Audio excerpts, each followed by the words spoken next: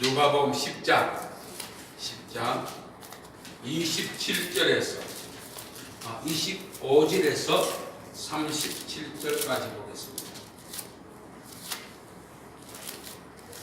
37절까지 한 절씩 읽겠습니다. 누가복음 10장 25절에서 37절입니다.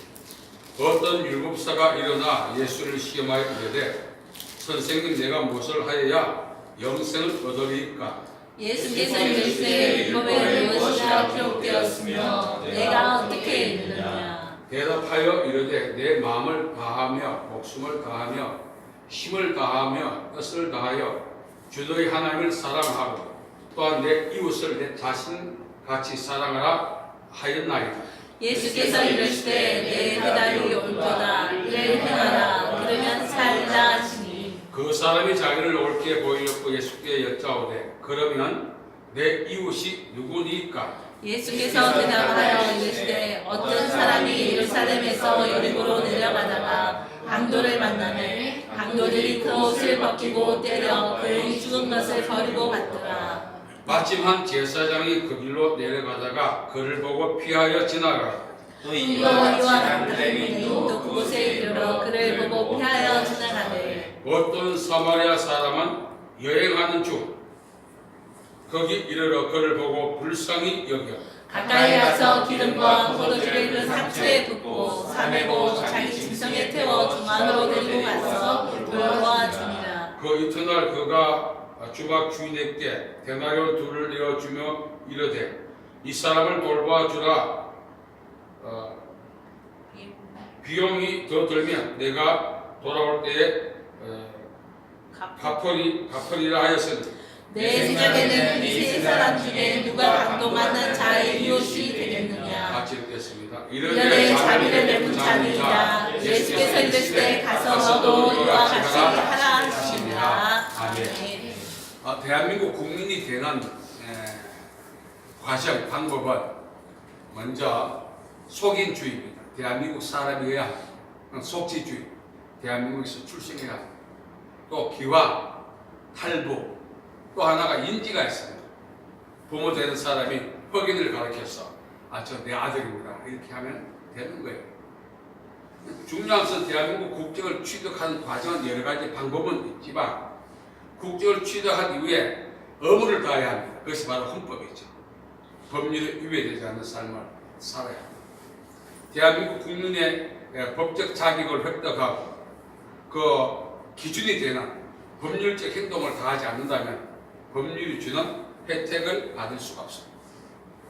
우리 역시 마찬가지입니다. 우리는 이중직이 있습니다.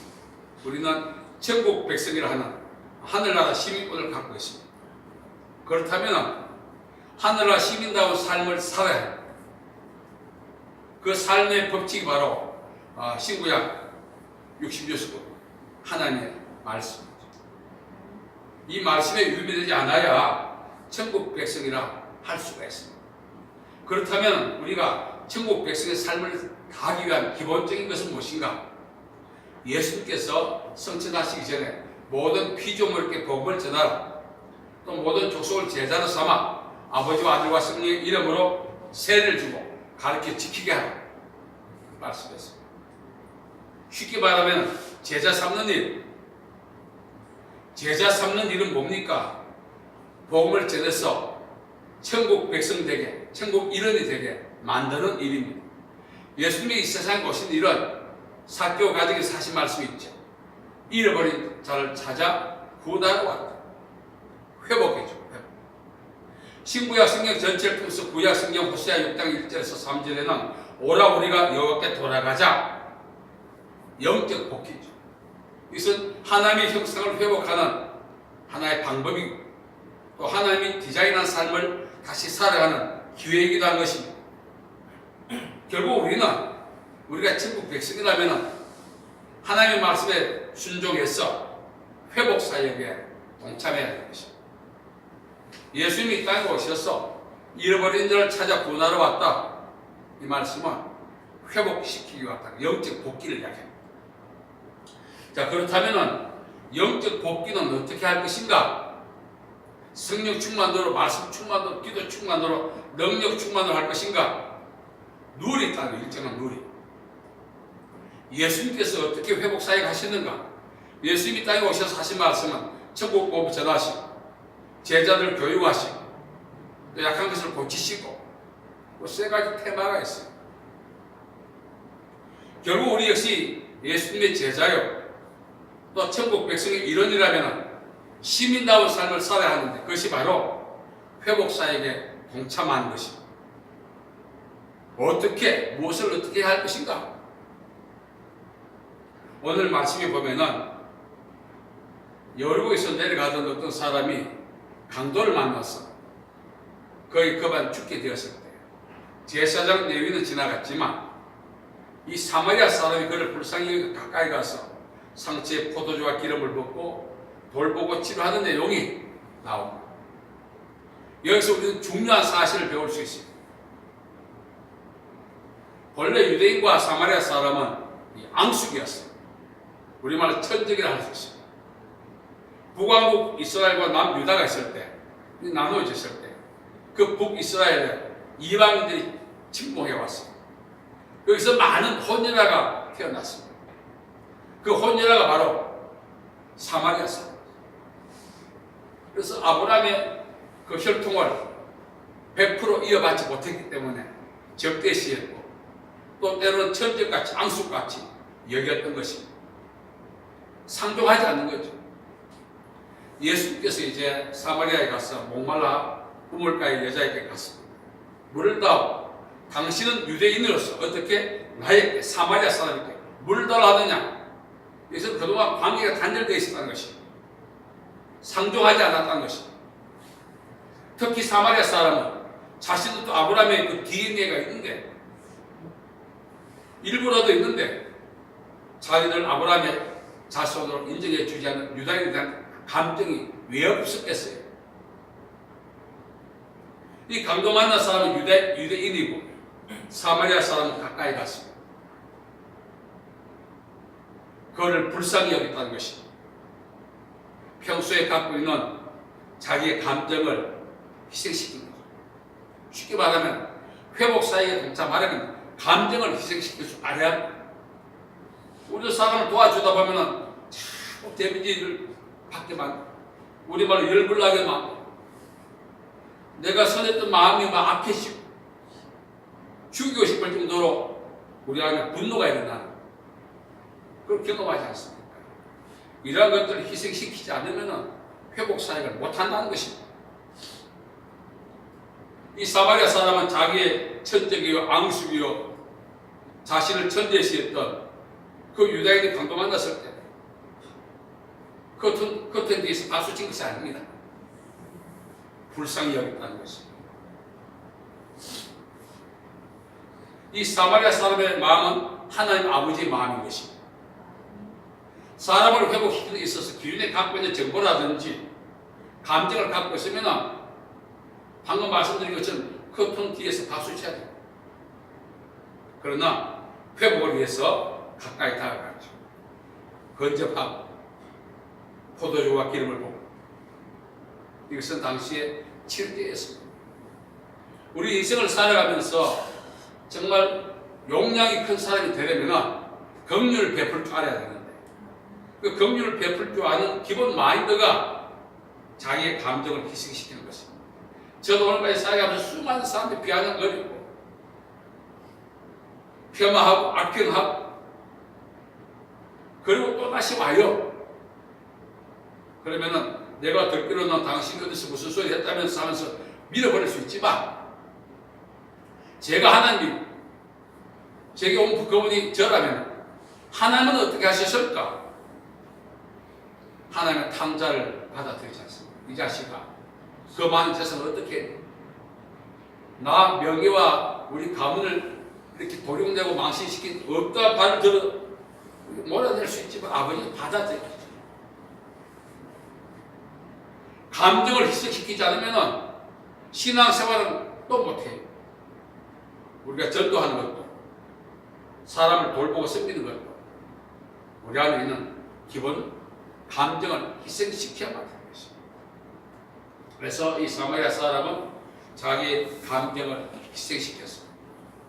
아브라함의 DNA가 있는데도 불구하고 상황 때문에 어쩔 수 없이 혼연하가 되어서 오늘까지 살아온 고통이 있는데 위로와 이해도 고사하고 천대시하고 적대시하고 얼마나 사마리아 사는 입장에서도 그 감정의 골이 깊었겠습니까? 그런 골 깊은 감정을 희생시키고 가까이 가는 것입니다. 우리 역시 주변에 보면은 우리를 사마리아 사람 취급하고 그동안 도와준 거 온데간데 없고 악평하고 폄하하고 저는 아직까지 고소도 안 당해봤습니다. 그 직전까지 가본 적이 한두 번이 아니에요. 처음에는 막 잠이 안 와. 부르르 떨려가지고 밥도 안 넘어가 입이 막 거칠 끼고 속에서 얼마나 막 불이 일어나는지 결국은 그 감정을 희생시키지 않으니까 제가 손해더라고요. 그리고 그분들이 다시 와요. 저는 가만히 있습니다만 그 내용을 아는 분들이 뻔뻔하다 그래요. 그분들에게 제가 판단하지 않습니다. 뻔뻔하더라도 제가 하나님의 사람으로서 그들의 필요한 것을 도와줄 수 있는 그런 용량을 갖기 위해서는 성령 충만도 중요하겠지만 제가 갖고 있는 감정을 희생시키지 않으면 안 된다는 거죠. 목사님께서요 문도 안 열어주죠. 감정을 희생시키지 않으면 전화 오면 안 받습니다. 저는 다 받습니다. 원수가 저요. 감정을 희생시켜야 되는 것이죠. 하나님 일하고 사람을 살리고 하려면 두 번째는 자기 소유를 희생시켜야 돼요. 이 포도주와 기름은요 과거 당시 화폐 대용으로 사용했고 치료제로 사용했고 음료로 사용하고 여러 가지 유익했어요. 예수님 앞에 300데나리온의 그 향유를 마리아가 붓지 않습니까? 그건 자기의 개인신을 위해서, 제 인생을 위해서 축복했던 귀한 것입니다. 그걸 희생시키지 않습니다. 포도주와 기름을 부었다는 것은 자신이 갖고 있는 일생 동안 땀 흘려 축적했던 그 귀한 것들, 어쩌면 자기 자신의 입에도 넣지 않고 자녀의 입에도 넣지 않고 그동안 축적했던 귀한 것들을 희생시키는 거죠.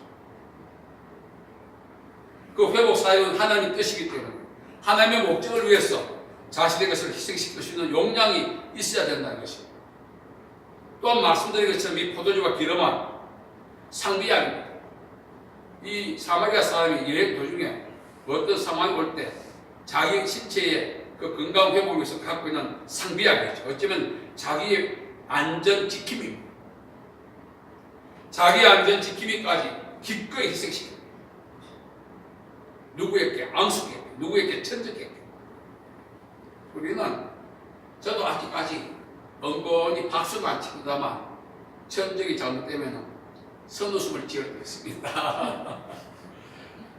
뭐 구석에서 주님 저 서로 불쌍히 여겨주세요. 아직 그 마음은 아직 좀 부족한 것 같아요. 선웃음을 싹 지어드렸어요. 고소한 느낌이. 정말 천적들이 위기에 당했을 때 나의 모든 소유를 가서 그의 회복을 돕는 것은 하나님의 아버지의 마음이 아니면 안 되는 거예요. 우리 기본 감정과 우리 어떤 의식으로 안 되는 거예요. 그 포도주와 기름을 부었다는 것은 십자가 위에서 예수께서 물과 피를 다 쏟으셨다는 매치가 되는 것입니다. 정말 우리가 사람을 회복시킨다면 절친도 천적도 앙숙도 관계없이 대상이 중요하지 않습니다.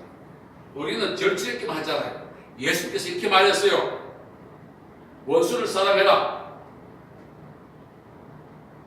너희들이 손가락질하는 이방인들도 세리들도 절친끼리 사랑한다. 너희들 내가 보니까 절친끼리 사랑하되 원수도 사랑할 수 있어야 된다. 너희들이 세리를 비방하면서 세리 수준밖에 안 되지 않느냐? 너희들이 비방하는 세리 수준 이상의 삶을 살려면 원수도 사랑해야 된다. 예수님이 말씀하십니다. 우리는 결국 용량이 부족해서 복 못 받습니다. 그래서 우리가 갖고 있는 모든 은사와 달란트, 요즘 사회는 사회 기부도 하잖아요. 재산도 기부하고 재능도 기부하고. 세상 사람도 우리보다 나아, 행동 방식. 그러나 우리는 어떻습니까? 그렇게 못하죠. 세상 사람들은 자기의 재능과 자기의 소유를 기부하잖아요. 그 기부의 대상이 자기 앙숙이라도 마다잡하지 않습니다. 우리는 절친에게만 해. 교회 안에는 유유상종을 안 빼뜨리면 교회가 공되지 않습니다. 그래서 우리가 갖고 있는 모든 소유, 하나님의 목적을 위해서 쓰라고 하나님 주신 거지. 너 잘 먹고 잘 살라고 주시지 않았어요. 그래서 우리가 축적했던 것, 그동안 피땀 흘리며 수고했다 할지라도 그 모든 것들이 하나님의 허락하에 주어진 것입니다. 하나님의 영광과 목적을 위해서 사용한다면 하나님의 영광 받으시고 하나님의 목적이 이루어지고. 그래서 우리는 사마리아 사람같이 나의 소유, 나의 은사, 나의 달란트. 저는 소유가 별로 없다 보니까 그래도 열심히 제주합니다. 그래서 어려운 사람들 돕습니다. 자랑하는 게 아닙니다만.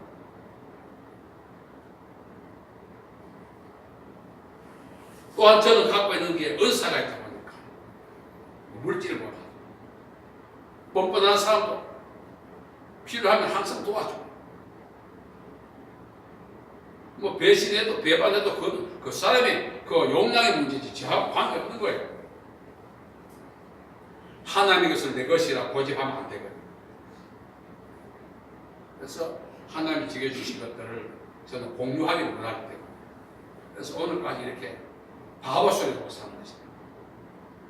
선한 사마리아 사람, 절친도 아니고 앙숙이었던 사람을 위해서 자기의 소유를 희생시키는 것, 우리가 본받아야 합니다. 세 번째로 이 사람은 자기의 스케줄을 희생시켰어요. 여행 중에 비즈니스를 위해서 그 사람을 이동했어요. 이 사람을 돌보는 과정 속에 비즈니스에 차질이 생길 수도 있어요. 어떤 특별한 계약이 취소될 수도 있었어요. 사람들과의 약속을 어김으로써 신망과 모든 자기의 신용이 떨어질 수도 있어요. 그런 것까지 희생시키는 것이에요. 우리는 남을 도와줄 때 생색만 내잖아요. 그것도 딱 들으시고. 강원이라고 하는 의사가 있었습니다. 춘천에서 엄청난 부를 누렸던 사람. 엄청난 부를 누려서 확 올라가는 그 단계에 탁 그만뒀습니다. 병원을 완전히 없애버리고 히말라야 오산 지역을 다녔습니다. 왜? 자기의 주가가 올라갈 때, 요 주가가 올라갈 때, 이때는 고기의 몸통에 비유하고 이 몸통을 하나님께 드려요. 눈물이 나요. 고기에 있어서 어두육이라고 하지만 몸통에 살이 가장 많잖아요. 이 몸통을 내 주가 올라가는 이 지금 현재 상황이 고기의 몸통과 같은데 하나님께 드려야죠. 30대 가서 60 넘어서 한국에 있었다면 엄청난 부를 누렸을 것입니다. 굶기도 하고 한국에서 약품이 이렇게 원조가 오지 않았어. 자기 자신도 병에 걸려 고생하고 엄청난 고난을 겪으면서 인생의 몸통을 하나님께 드리자. 나의 몸통을 하나님께 드리는 방법이 무엇입니까? 히말라야 가는 것이 아닙니다. 예수께서 맡겨주신 회복 사역에 동참하는 것입니다. 앙숙에게도 절친에게도 나를 신뢰하는 사람에게도 나를 적대시하는 사람에게도 하나님이 주는 소중한 것, 이 시간을 희생시킬 수가 있습니다. 저는 인생을 돌아보니까요, 목사가 되고 부끄럽습니다만 몸통은 제가 다 쓰고 꼬리 부분에 약간 있는 걸 보고 하나님께 들려고 지금 이제 발도 치고 있는 거예요. 내가 인생을 왜 이렇게 사? 왜 가지? 똑같은 두뇌를 갖고 똑같은 성경 지식을 갖고 똑같은 하나님을 섬기면서 난 왜 이 모양이야? 짜투리 시간도 하나님께서 쓰기 싫어. 세상 사람들 그렇지 않습니까? 노세 젊어서 한 번 가면 못 온다. 그런 사고방식이 저에게도 있었던 것 같아요. 그러다 보니까 몸통도 제가 다 써. 칼로 꼬리 부분에 살이 살짝 솟은 이 부분을 갖고 하나님께 드리려고 하는 거예요. 역사가 일어나지 않는 거예요. 하나님이 내게 주신 스케줄을 써야 돼요. 저 우리 아들 군대 갔습니다만 제가 부끄럽지만 아빠는 그렇게 못 살아. 너는 그렇게 살라고 얘기하죠. 하나님을 위해서 산다는 것은 자기 인생의 모든 스케줄을 포기한다는 것입니다. 예수님께서는 하나님과 동등됨을 취할 것을 이기지 않고 사람의 모양으로 나타나셨어요. 죽기까지 복종하셨으니 그 십자가에 죽으시고 만일 오늘 우리께 어떤 특혜가 주어지고 위치가 주어지고 영향력이 주어진다면 거기에 푹 빠져서 헤어나오지 못할 거예요. 이 사마리아 사람은 여행 중에 자기의 목적을 추구해야 할 시간을 희생시키고 어쩌면 자기 인생의 스케줄을 희생시키는 것입니다. 인생을 희생시키는 거예요. 자기 앙숙을 치유하기 위해서. 오늘 우리는 어떻게 살아가는가 돌아볼 필요가 있습니다. 하나님 나에게 주신 시간을 어떻게 활용했는가?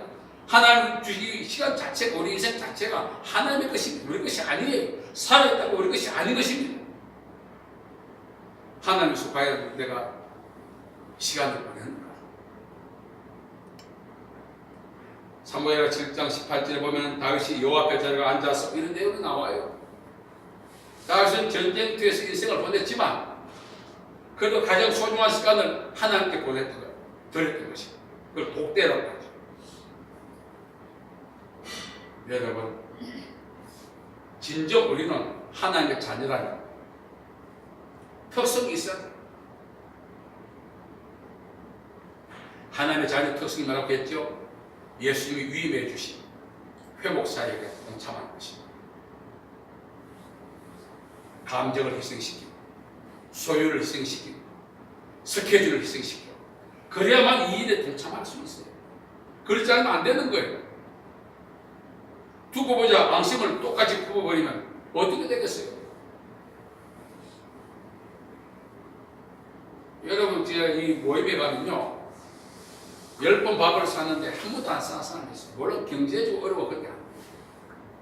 자기의 것을 희생시키기 싫어요. 그런 어떤 마인드로는 하나님의 자녀다운 삶을 이 땅에서 살아가기는 힘들어요. 뿐만 아닙니다. 예수님께서 어리를 가고자 하는 신들을 가주라. 여기도 관용도 이야기하지만 그 사람을 위해서 너의 인생을 희생시켜 보라는 뜻입니다. 스케줄 포기죠. 그래서 오늘 이 선한 사마리아 사람은 바로 예수님이십니다. 예수님이 오늘 우리를 위해서 그렇게 사시다 하신 거예요. 모델이 되어주신 거죠. 그렇다면 수고하고 무거운 짐진 자들 다 내게로 오라. 내가 너희를 쉬게 하리라. 너희는 내게 와서 배워. 지금 이제 우리가 남은 인생 사는 것은 그동안 예수 믿고 예수님께 배운 것을 실천하며 사는 기간인데 제대로 가르쳤지만 예수님께서 우리는 제대로 배우지 않았고 제대로 배웠다 할지라도 제대로 실천하지 않고 사는 거예요. 우리가 하나님께 기도할 때 하나님 우리 기도를 들으신 것은 우리 주변에서 고통받는 자의 그 소리에 귀를 기울이지 않는 자여야 하나님 우리의 기도를 듣는다고 잠언 22장에 이야기하고 있습니다. 많은 분들이 하나님 기도 응답 못 받는데 그 이유가 있어요. 오늘 이곳저곳에서 곡소리가 많이 들려오잖아요. 힘들다 어렵다 죽으십니다. 강도 만난 자들이 우리 주위에 얼마나 많은지 모릅니다. 우리가 다 구제해주고 도와줄 수는 없지만 그래도 하나님 우리에게 주시하게 하시고 그 강력한 음성을 듣게 만드는 그런 대상이 분명히 있다는 거예요. 감정을 희생시키고 다가가십시다. 그리고 우리 것 좀 희생시켜보자. 예수님은 하나님과 동등됨을 희생시켰다는 것입니다. 그리고 예수님 오셔서 3년 6개월 동안 자기 인생 안 살았어요. 사역하신 동안 온전히 하나님의 자녀 회복 위해서 인생을 사시다 하신 것입니다. 우리 역시 그렇게 살다 가야 되는 것입니다. 우리가 나이 셌으면 목사고 말이야. 나이 셌으면 장로고 집사고 권사고 열매 없는 무화과 잎은 예수님이 저주할 때 말라버린다 그랬습니다. 하나님의 자녀라면 하나님의 DNA가 있어야지. 예수님의 제자라면 예수님의 DNA가 있어야지. 성령의 사람이라면 성령의 DNA가 있어야죠. 그것이 바로 회복 사역에 동참하는 것입니다. 남은 인생 우리 감정을 희생시키고 소유 희생시키고 스케줄을 희생시켜서 우리를 통해서 하나님의 어떤 분인가를 세상에 드러내는 그런 삶을 살아가는 저와 여러분 되기를 바랍니다. 아멘. 자비로우신 아버지 하나님, 은혜와 사랑을 감사합니다. 특별히 우리가 하나님의 자녀로 가면서 우리의 방법대로 살아왔습니다. 아버지 하나님 용서하여 주옵소서. 이제 우리가 예수님처럼 감정도 희생시키고 소유도 희생시키고 스케줄도 희생시키고 예수님께서 회복시키기 원한 사람 회복에 쓰임받는 저희들이 되어 주님의 목적을 이룰 수 있는 남은 삶이 되게 도와주시옵소서. 예수님의 이름으로 기도하옵나이다. 아멘.